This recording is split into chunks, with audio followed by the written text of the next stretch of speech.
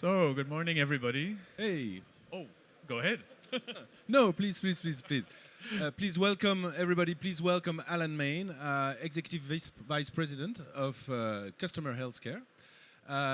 You're here, Sanofi, Tech for Health Lab. So, Alan, the floor is yours. What are you going to talk about? Well, thank you very much, Adrian, and good morning, everybody. It's a great pleasure to be here at VivaTech. I can see a lot of familiar faces, but there are some new ones. So I'm going to talk a little bit, first of all, about consumer healthcare. Consumer healthcare is part of the healthcare industry that provides products that are available without prescription. So it's sometimes known as self-care, sometimes known as over-the-counter, but it basically has a lot of similarities to fast-moving consumer good industries, but also it is quite related to healthcare, so it spans between the two. Within Sanofi, consumer healthcare became a standalone global business unit in January of last year. And that reconfirmed Sanofi's strategy of being active across all aspects of human health, from vaccines, rare diseases, large conditions on the prescription side, but also in consumer healthcare. One of the reasons that consumer healthcare is attractive for a large healthcare player like Sanofi is that it has some important differences from the traditional prescription industry. For example, our business is really about building brands. Brands that will last for a long time, particularly after patents have expired. So unlike in the RX business where you see significant erosion of revenue when brands go off patent, in the consumer healthcare space, you actually see brands continuing to grow for many years. In fact, some brands in our portfolio are over 60, 70 years old, and they continue to grow, provided you look after them well. The other important thing is we can innovate a little bit faster than in the traditional prescription industry. Our business is made up of some prescription products that have switched into the consumer healthcare space, but also food supplements, vitamins, nutritionals, on the derma side, some cosmetic products. So it really is a vast range of different regulatory approaches that you can take in consumer healthcare. So we can be quite innovative, we can be a little bit faster, and our brands last for quite a long time. Sanofi, after the acquisition of the Boehringer Ingelheim consumer business last year, became the #3 consumer healthcare company in the world. We have a turnover of around 5 billion euros per year. And probably the most important part is that we sold products to over 2 billion people around the world last year. So we have a very broad reach in terms of our product portfolio. When we brought the new global business unit to life last year, our main priority was to focus on what were we going to try to do well? What was the purpose of consumer healthcare? So we set about, first of all, discovering our purpose, which we realized was to serve healthier, fuller lives for our consumers around the world. And from that base, we've now started to work on our global strategic priorities. We have 4 main categories that we're involved in, major ones in the industry: cough, cold, and allergy. We have pain relief, we have digestive health, and we have vitamins and mineral supplements. So those are the 4 major areas, and within those we have sub-areas that we're interested in. We're a truly global company now with businesses in over 80 countries. We have some obviously key markets that we are driving for long-term growth, such as the US, some of our key European markets, but we're also very strong in the emerging markets. We are particularly large in Brazil, in Mexico, Russia, and of course some of the Southeast Asian markets. So that's a very quick summary of Sanofi Consumer Healthcare. But why are we here today? Well, obviously, our consumers, if you're touching 2 billion consumers a year, you want to really understand how they're interacting with our categories, with our business. And of course, digital is transforming how consumers interact with their own health, but also with our business. So this is a very important transformational area for a company like Sanofi Consumer Healthcare. I'm not sure this is working. Can we advance the slide, please? So what I thought, last week we had about 200 of our European leaders in a forum in Madrid where we were talking about, what does the future look like for our consumer healthcare business? And we asked each of the participants to just put in one word for the old world of self-care and self-medication in terms of what the new world is going to look like. And I thought it was very interesting, so I thought I'd share it with you this morning. Not surprising, on the old world, it was about privacy, it's about slowness, traditional, really offline. And when you look at the new world, it's all about data, it's about sharing, it's about speed, of course, digital being absolutely at the heart of this. Now, this was a meeting of not just commercial people, but all of our functional leads, regulatory people. So very interesting to see that this is absolutely at the center of everything that we're doing today. And why is that the case? Well, if we can advance the next slide, it's really all about data today.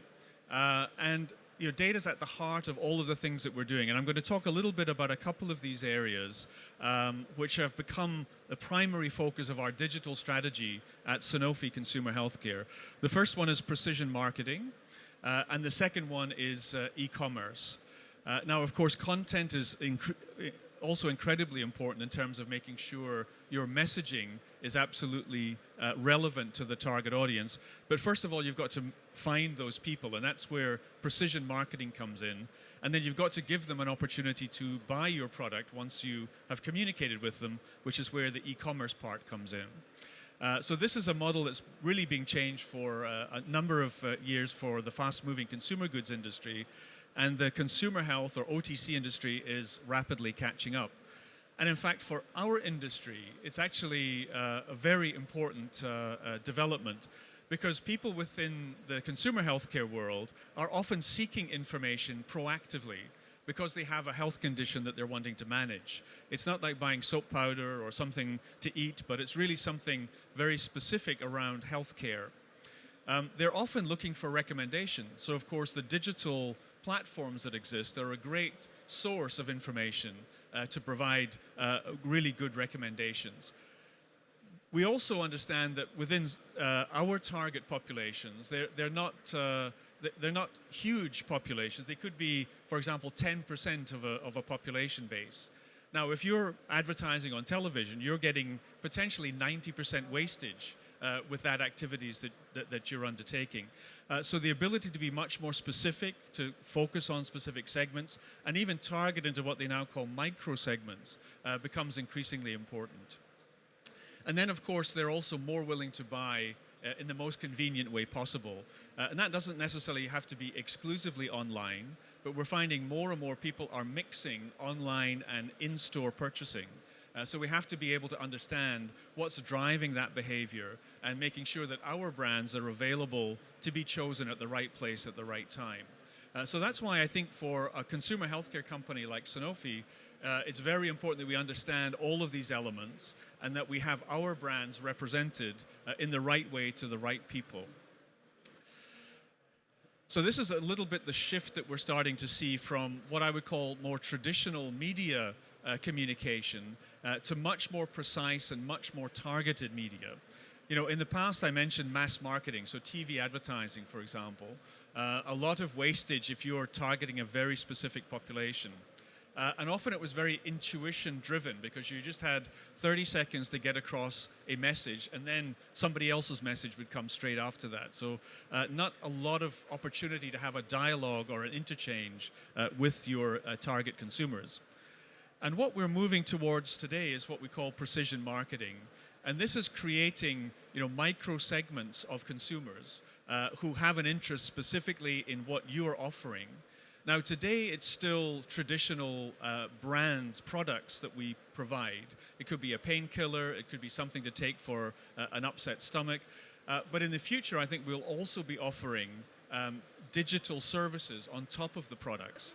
And this is a completely new area for us, and one that we're very interested in exploring with partners, particularly at events like this, but also as we go on searching for new innovations. So a lot of what we're doing now is looking at how do we, first of all, find these consumers, and how do we interact with them at the point that's most relevant for our categories. And that has to be a data-driven strategy. We have to find the data, we have to analyze it, and then most importantly, we have to act on it in a way that's going to enhance that connection. So you can see here a number of the key partners that we're already working with, but it's not just the big Amazons and Facebooks and Googles of the world. It's also working with a lot of smaller companies who are doing some really breakthrough work in terms of how to better communicate with our target audience. And that's why I'm very excited that we're here today and looking forward to listening to some of the pitches a little bit later on. We can take up the next slide. This is just to give you a taste of what's happening on the e-commerce side. That was precision marketing. E-commerce, it's growing very rapidly, but in certain segments, not in every part of our industry at the moment. Now, of course, that could change over time, and we monitor this very carefully. Of course, the biggest penetration is in the area of vitamins and mineral supplements and nutritional products, which you can understand why that would be the most penetrated segment, because it's a more planned purchase. It's something that you do every day, products that you probably replenish every month, and you could even put on a subscribe service. Whereas if you have an allergy, or if you have pain, or if you're trying to solve a sore throat, that's something that's very immediate, so it doesn't necessarily lend itself to an online purchase. Now, of course, as the online purchase environment gets more sophisticated and people can deliver products within an hour, that might change the dynamic for some of these other categories as well.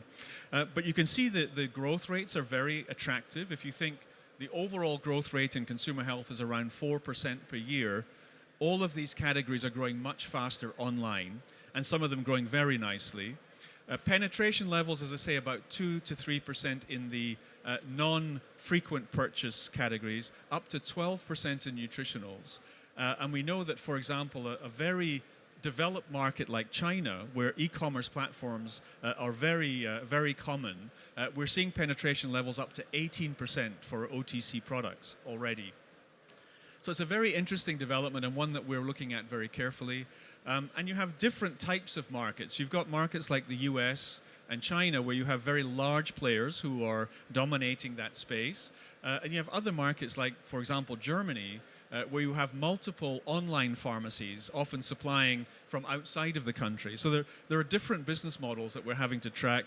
And of course, we have to be able to ensure we have the right capabilities in-house to manage this new channel of distribution for our products.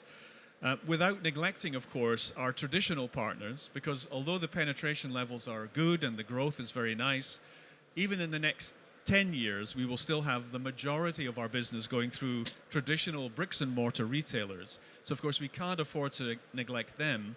And, of course, they see this competition and are all starting their own online services and products that are being delivered. So this is an area that we're focusing on very carefully, and I think we'll see a significant growth and change over the next few years.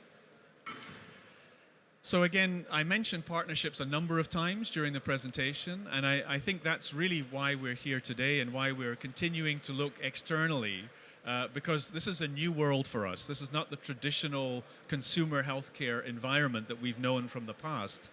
So what we want to make sure that we're learning every day from tech companies in particular, ones that are helping to shape the market, change the way consumers interact with our business.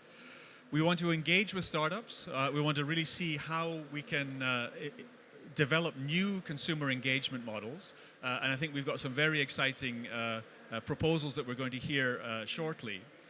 We also want to make sure we're connected with some of the thought leaders in this space, and we're actively reaching out to make sure we have, a little bit like we do on the medical side, we have key opinion leaders who help inform our strategy. We're also listening to some of the key thought leaders in the digital space to make sure that we are really going in the right direction. And then finally, and probably most importantly, our business lives and dies by innovation. We need to bring new ideas, new products, better ways of solving the consumer's problems. And so we're always looking for new business ideas and new business models that will help us better satisfy our consumers and therefore serve healthier, fuller lives for billions of consumers around the world. So thank you very much for the attention. I hope that was interesting in terms of where we're going on our digital journey. And one of the very interesting areas that we're looking at, which I think has great growth potential for the future, is within our nutritionals portfolio. It's a specific area of sleep. and how to improve the quality of sleep, because it's seen as a very key determinant of health and capabilities and success. So I know that the next challenge is around that topic. So I'm very happy to hand over to our head of nutritionals category, Gustavo, who's going to give us a short briefing. Thank you.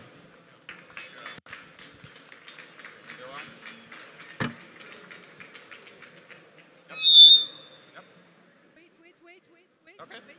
Okay. Let me introduce you. Yeah.